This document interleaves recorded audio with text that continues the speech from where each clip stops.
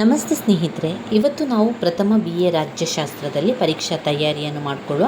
ಈಗಾಗಲೇ ನಾವು ರಾಜ್ಯಶಾಸ್ತ್ರದ ಅರ್ಥವನ್ನು ತಿಳ್ಕೊಂಡಿದ್ದೇವೆ. ಅದರ ಜೊತೆಗೆ ರಾಜ್ಯಶಾಸ್ತ್ರದ ವ್ಯಾಖ್ಯೆಗಳನ್ನು ಕೂಡ ನಾವು ಈಗಾಗಲೇ ತಿಳ್ಕೊಂಡಿದ್ದೇವೆ. ಅದರಲ್ಲಿ ವ್ಯಾಖ್ಯೆಗಳಲ್ಲಿ ನಿಮಗೆ ಬೇಕಾಗಿರುವಂತಹ ಅಥವಾ ನಿಮಗೆ ಸುಲಭವಾಗುವಂತಹ ವ್ಯಾಖ್ಯೆಗಳನ್ನು ಓದ್ಕೊಳ್ಳಿ. ಹಾಗೆ ರಾಜ್ಯಶಾಸ್ತ್ರದ ವ್ಯಾಪ್ತಿ ಹಲವು ಬಾರಿ 5 ಅಂಕಕ್ಕೆ ಕೇಳಿರುವಂತಹ ಪ್ರಶ್ನೆಯಾಗಿದೆ. ರಾಜ್ಯಶಾಸ್ತ್ರದ ವ್ಯಾಪ್ತಿಯನ್ನು ಕೂಡ ನಾವು ಕಳೆದ ವಿಡಿಯೋದಲ್ಲಿ ತಿಳ್ಕೊಂಡಿದ್ದೇವೆ.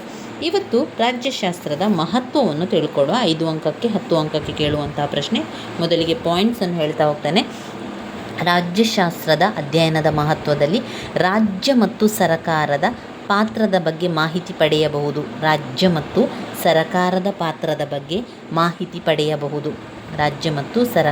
ಪಾತ್ರದ ಬಗ್ಗೆ ಮಾಹಿತಿ ಪಡೆಯಬಹುದು. 2. ಪ್ರಜೆಗಳ ಹಕ್ಕು ಬಾಧ್ಯತೆಗಳ ಬಗ್ಗೆ ಅರಿವು ಮೂಡಿಸುವುದು. 3. ಪ್ರಜೆಗಳಲ್ಲಿ ರಾಜಕೀಯ ಜಾಗೃತಿಯನ್ನುಂಟು ಮಾಡುವುದು. 4. ಪ್ರಜಾಪ್ರಭುತ್ವದ ಯಶಸ್ಸಿಗೆ ಸಹಕಾರಿ. 5. ವಿವಿಧ ರಾಜಕೀಯ ಸಿದ್ಧಾಂತಗಳ ಪರಿಚಯ. 6. ಅಂತಾರಾಷ್ಟ್ರೀಯ ರಾಜಕೀಯ ಹಾಗೂ ಸಂಘ ಸಂಸ್ಥೆಗಳ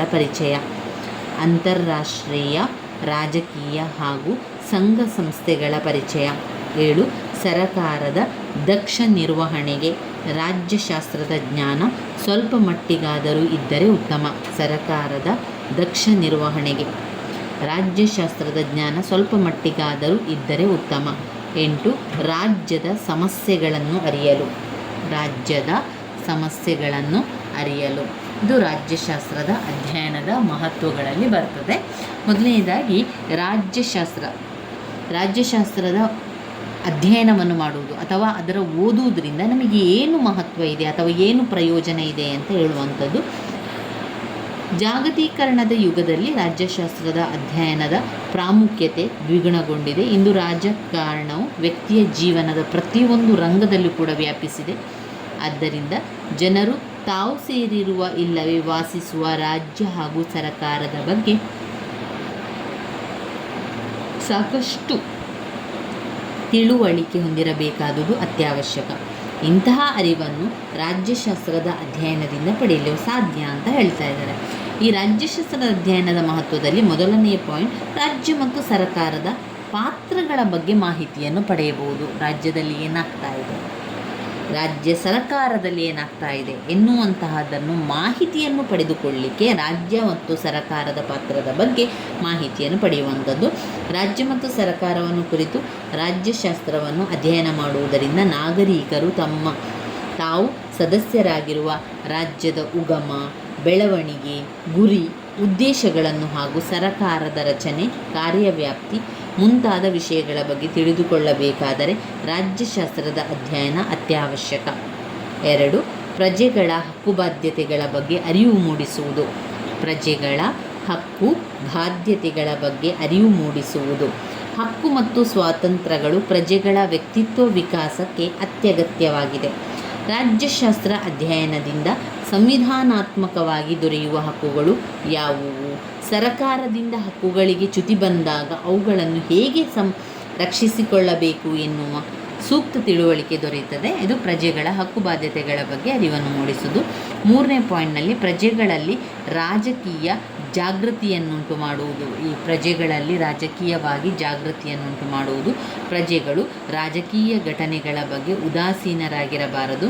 ತಮ್ಮ ಹಕ್ಕು ಬಾಧ್ಯತೆಗಳಿಗೆ ಕುಂದು ಬಾರದಂತೆ ಸದಾ ಜಾಗೃತರಾಗಿದ್ದು ಆಡಳಿತ ವ್ಯವಹಾರಗಳಲ್ಲಿ ಕಟ್ಟೆಚ್ಚರದಿಂದಿರಬೇಕು. ಸರಕಾರದ ಲೋಪದೋಷಗಳನ್ನು ಟೀಕಿಸಲು ಹಿಂಜರಿಯಬಾರದು. ತಮ್ಮ ಇಚ್ಛೆಯಂತೆ ನಡೆಯಬೇಕೆಂಬ ರಾಜಕೀಯ ಪ್ರಜ್ಞೆ ಪ್ರಜೆಗಳಲ್ಲಿರಬೇಕು. ನಿರಂತರ ಜಾಗೃತಿಯೇ ನಾವು ಪ್ರಜಾಪ್ರಭುತ್ವಕ್ಕೆ ಕೊಡಬೇಕಾದಂತಹ ಬೆಲೆ. ಇಂತಹ ಒಂದು ಮಾನಸಿಕ ಸ್ಥಿತಿಯು ರಾಜ್ಯಶಾಸ್ತ್ರದ ಅಧ್ಯಯನದಿಂದ ಜನರಲ್ಲಿ ರಾಜಕೀಯ ಜಾಗೃತಿ ಉಂಟಾಗಿ ಸರಕಾರದ ತಪ್ಪುಗಳನ್ನು ಅಥವಾ ದುರಾಡಳಿತವನ್ನು ಪ್ರತಿಭಟಿಸುವ ಹಾಗೂ ತಮ್ಮ ಹಕ್ಕುಗಳನ್ನು ರಕ್ಷಿಸಿಕೊಳ್ಳುವ ಧೈರ್ಯ ಹಾಗೂ ಸಾಮರ್ಥ್ಯ ಉಂಟಾಗುತ್ತದೆ. 4ನೇ ಪಾಯಿಂಟ್ನಲ್ಲಿ ಪ್ರಜಾಪ್ರಭುತ್ವದ ಯಶಸ್ಸಿಗೆ ಸಹಕಾರಿ. ಪ್ರಜಾಪ್ರಭುತ್ವದ ಯಶಸ್ಸಿಗೆ ಸಹಕಾರಿ. ಇಂದಿನ ಯುಗವನ್ನು ಪ್ರಜಾಪ್ರಭುತ್ವ ಯುಗವೆಂದು ಕರೆಯಲಾಗಿದೆ. ಪ್ರಜಾಪ್ರಭುತ್ವ ಪ್ರಜೆಗಳಿಂದ ನಡೆಯುವ ಸರಕಾರವಾಗಿರುವುದರಿಂದ ತಮ್ಮನ್ನು ತಾವು ಆಳ್ವಿಕೆ ಮಾಡಿಕೊಳ್ಳಲು ಪ್ರಜೆಗಳಿಗೆ ನಿರ್ವಹಣೆಯ ಬಗ್ಗೆ ಸರಿಯಾದ ಜ್ಞಾನವಿರಬೇಕು. ರಾಜಕೀಯ ಜ್ಞಾನವನ್ನು ಹೊಂದಿರುವ ಪ್ರಜೆಗಳು ಉತ್ತಮ ಪ್ರತಿನಿಧಿಗಳನ್ನು ಆರಿಸಿ ಉತ್ತಮ ಸರ್ಕಾರ ರಚನೆಯಾಗುವಂತೆ ನೋಡಿಕೊಳ್ಳುವಂಥ ಸಾಮರ್ಥ್ಯವನ್ನು ಕೂಡ ಹೊಂದಿರುತ್ತಾರೆ. ಪ್ರಜಾಪ್ರಭುತ್ವದ ಯಶಸ್ಸಿಗೆ ಅಗತ್ಯವಾದ ಅಂಶಗಳಾವುವು ಎನ್ನುವ ಒಂದು ರಾಜಕೀಯ ಜ್ಞಾನ ಹೊಂದಿರುವ ಪ್ರಜೆಗಳು ಉತ್ತಮ ಪ್ರತಿನಿಧಿಗಳನ್ನು ಆರಿಸಿ ಉತ್ತಮ ಸರಕಾರದ ರಚನೆಯಾಗುವಂತೆ ನೋಡಿಕೊಳ್ಳುವ ಸಾಮರ್ಥ್ಯ ಹೊಂದಿರುತ್ತಾರೆ. ಪ್ರಜಾಪ್ರಭುತ್ವದ ಯಶಸ್ಸಿಗೆ ಅಗತ್ಯವಾದ ಅಂಶಗಳಾವುವು ಎನ್ನುವ ರಾಜಕೀಯ ಪರಿಜ್ಞಾನವನ್ನು ಒದಗಿಸುವುದು ರಾಜ್ಯಶಾಸ್ತ್ರದ ಅಧ್ಯಯನ. ಹೀಗೆ ರಾಜ್ಯಶಾಸ್ತ್ರದ ಅಧ್ಯಯನ ಪ್ರಜಾಪ್ರಭುತ್ವದ ಯಶಸ್ಸಿಗೆ ಸಹಕಾರಿಯಾಗಿದೆ. ವಿವಿಧ ರಾಜಕೀಯ ಸಿದ್ಧಾಂತಗಳ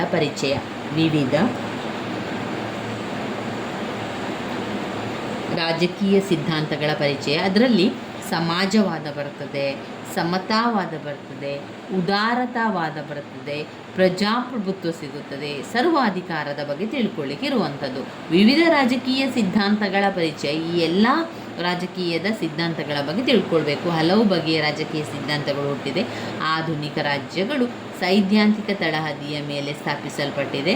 ರಾಜ್ಯಶಾಸ್ತ್ರದ ಅಧ್ಯಯನದಿಂದ ಅವುಗಳ ಹಿನ್ನೆಲೆ, ವಿವರಣೆ, ಗುಣದೋಷಗಳನ್ನು ತಿಳಿದುಕೊಂಡು ತುಲನಾತ್ಮಕವಾಗಿ ಉತ್ತಮವಾದುದನ್ನು ಅಳವಡಿಸಿಕೊಳ್ಳಲು ಸಹಕಾರಿಯಾಗಿದೆ. ಅಂತಾರಾಷ್ಟ್ರೀಯ ರಾಜಕೀಯ ಹಾಗೂ ಸಂಘ ಸಂಸ್ಥೆಗಳ ಪರಿಚಯ. ಇಂದಿನ ಗೊಂದಲಮಯ ಜಗತ್ತಿನಲ್ಲಿ ರಾಜ್ಯಶಾಸ್ತ್ರದ ಮಹತ್ವ ಮತ್ತು ಅದರ ಪ್ರಯೋಜನ ಅಧಿಕವಾಗಿರುವುದರಿಂದ ವಿಶ್ವದ ರಾಷ್ಟ್ರಗಳ ನಡುವೆ ವೈಷಮ್ಯ ಹೆಚ್ಚಾಗಿ ಯುದ್ಧಗಳಿಗೆ ನಾಂದಿಯಾಗಿ ವಿಶ್ವಶಾಂತಿಗೆ ಅಡ್ಡಿಯಾಗಿದೆ. ಜಗತ್ತಿನ ರಾಷ್ಟ್ರಗಳೆಲ್ಲ ಒಂದಾಗಿ ಸೌಹಾರ್ದದಿಂದ ಬಾಳಲು ಅಂತಾರಾಷ್ಟ್ರೀಯ ಸಂಘ ಸಂಸ್ಥೆಗಳು ಸ್ಥಾಪಿಸಿಕೊಂಡು ಪರಸ್ಪರ ಸಹಕಾರವನ್ನು ನೀಡುತ್ತದೆ ಹಾಗೂ ಸಮಸ್ಯೆಗಳನ್ನು ನಿವಾರಿಸಿಕೊಳ್ಳಲು ಪ್ರಯತ್ನಿಸುತ್ತದೆ. ವಿಶ್ವಸಂಸ್ಥೆ, ಸಾರ್ಕ್, ಏಷಿಯನ್ ಸಂಘ ಮುಂತಾದ ಪ್ರಾದೇಶಿಕ ಸಂಘಗಳನ್ನು ಸ್ಥಾಪಿಸಲಾಗಿದೆ. ಇಂತಹ ಸಂಘ ಸಂಸ್ಥೆಗಳ ಬಗ್ಗೆ, ಅಂತಾರಾಷ್ಟ್ರೀಯ ಕಾನೂನಿನ ಮಹತ್ವ ಮುಂತಾದ ಅಂತಾರಾಷ್ಟ್ರೀಯ ರಾಜಕೀಯ ವಿಷಯಗಳ ಬಗ್ಗೆ ನಮಗೆ ತಿಳುವಳಿಕೆ ಬರುವುದು ರಾಜ್ಯಶಾಸ್ತ್ರದ ಅಧ್ಯಯನದಿಂದ.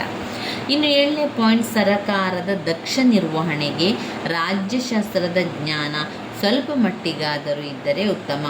ಸರಕಾರದ ದಕ್ಷ ನಿರ್ವಹಣೆಗೆ ರಾಜ್ಯಶಾಸ್ತ್ರದ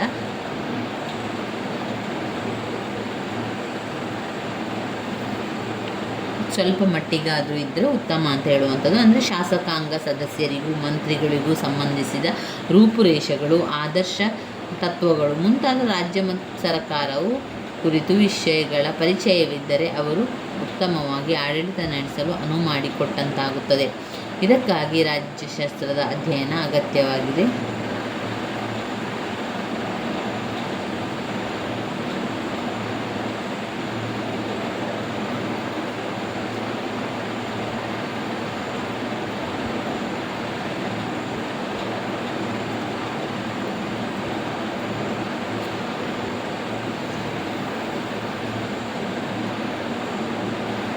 ಇನ್ನು ಇದರಲ್ಲಿ 8ನೇದು, ರಾಜ್ಯದ ಸಮಸ್ಯೆಗಳನ್ನು ಅರಿಯಲು.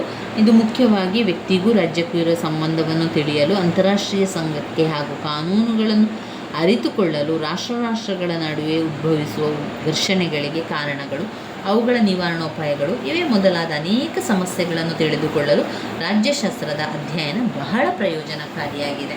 ಈ ಎಲ್ಲ ಪಾಯಿಂಟ್ಸ್ಗಳಿಂದ, ಈ ಎಲ್ಲ ಕಾರಣಗಳಿಂದಾಗಿ ನಾವು ರಾಜ್ಯಶಾಸ್ತ್ರದ ಅಧ್ಯಯನ ಮಾಡ್ತಾ ಹೋಗಬೇಕು.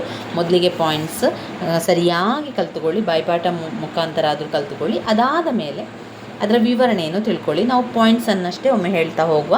ರಾಜ್ಯ ಮತ್ತು ಸರಕಾರದ ಪಾತ್ರದ ಬಗ್ಗೆ ಮಾಹಿತಿಯನ್ನು ಪಡೆಯಬಹುದು. 2, ಪ್ರಜೆಗಳ ಹಕ್ಕು ಬಾಧ್ಯತೆಗಳ ಬಗ್ಗೆ ಅರಿವನ್ನು ಮೂಡಿಸುವುದು. 3, ಪ್ರಜೆಗಳಲ್ಲಿ ರಾಜಕೀಯ ಜಾಗೃತಿಯನ್ನುಂಟು ಮಾಡಲಿಕ್ಕೆ. ಈಗ ರಾಜ್ಯಶಾಸ್ತ್ರ ಅಂತ ಹೇಳಿದರೆ ಸಂಪೂರ್ಣವಾಗಿ ರಾಜಕೀಯ ವಿಚಾರಗಳು ಕೂಡ ಅದರಲ್ಲಿ ಇರ್ತದೆ ಹೆಚ್ಚಾಗಿ. ಅದರಿಂದ ಪ್ರಜೆಗಳಲ್ಲಿ ರಾಜಕೀಯ ಜಾಗೃತಿಯನ್ನುಂಟು ಮಾಡುತ್ತದೆ. ಪ್ರಜಾಪ್ರಭುತ್ವದ ಯಶಸ್ಸಿಗೆ ಸಹಕಾರಿ. ವಿವಿಧ ರಾಜಕೀಯ ಸಿದ್ಧಾಂತಗಳ ಪರಿಚಯ, ಅಂತಾರಾಷ್ಟ್ರೀಯ ರಾಜಕೀಯ ಹಾಗೂ ಸಂಘ ಸಂಸ್ಥೆಗಳ ಪರಿಚಯ, ಸರಕಾರದ ದಕ್ಷ ನಿರ್ವಹಣೆಗೆ ರಾಜ್ಯಶಾಸ್ತ್ರದ ಜ್ಞಾನ ಸ್ವಲ್ಪ ಮಟ್ಟಿಗಾದರೂ ಇದ್ದರೆ ಉತ್ತಮ. ಶಾಸಕಾಂಗ ಸದಸ್ಯರಿಗೂ ಮಂತ್ರಿಗಳಿಗೂ ಸಂವಿಧಾನ ರೂಪರೇಷೆಗಳು, ಆದರ್ಶ ತತ್ವಗಳು ಮುಂತಾದ ರಾಜ್ಯ ಸರ್ಕಾರದ ಕುರಿತು ವಿಷಯಗಳ ಪರಿಚಯವಿದ್ದರೆ ಅವರು ಉತ್ತಮವಾದ ಆಡಳಿತ ನಡೆಸಲು ಅನುವು ಮಾಡಿಕೊಟ್ಟಂತಾಗ್ತದೆ. ಪಾಯಿಂಟ್ ನಂಬರ್ 8, ರಾಜ್ಯದ ಸಮಸ್ಯೆಗಳನ್ನು ಅರಿಯಲು.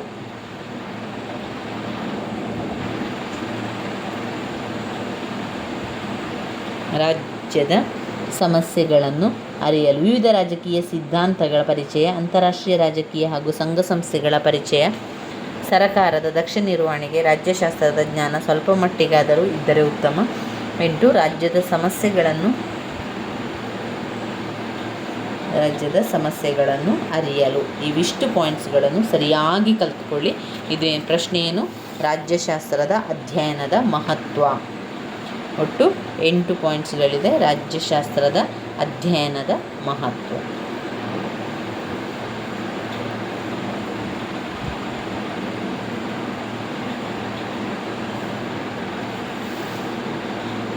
ರಾಜ್ಯದ ಸಮಸ್ಯೆಗಳನ್ನು ಅರಿಯಲು.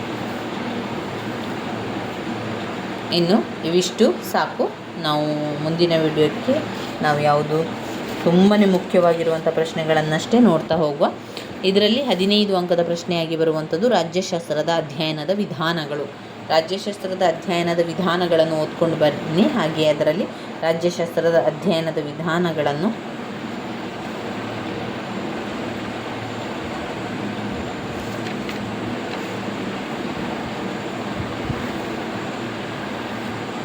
ನನ್ನ ವೀಡಿಯೋಸ್ ಎಲ್ಲ ನಿಮಗೆ ಇಷ್ಟ ಆಗ್ತಾ ಇದ್ದರೆ ಲೈಕ್ ಕೊಡಿ, ಶೇರ್ ಮಾಡಿ, ಸಬ್ಸ್ಕ್ರೈಬ್ ಮಾಡಲಿಕ್ಕೆ ಮರಿಬೇಡಿ ಸ್ನೇಹಿತರೆ. ಧನ್ಯವಾದಗಳು.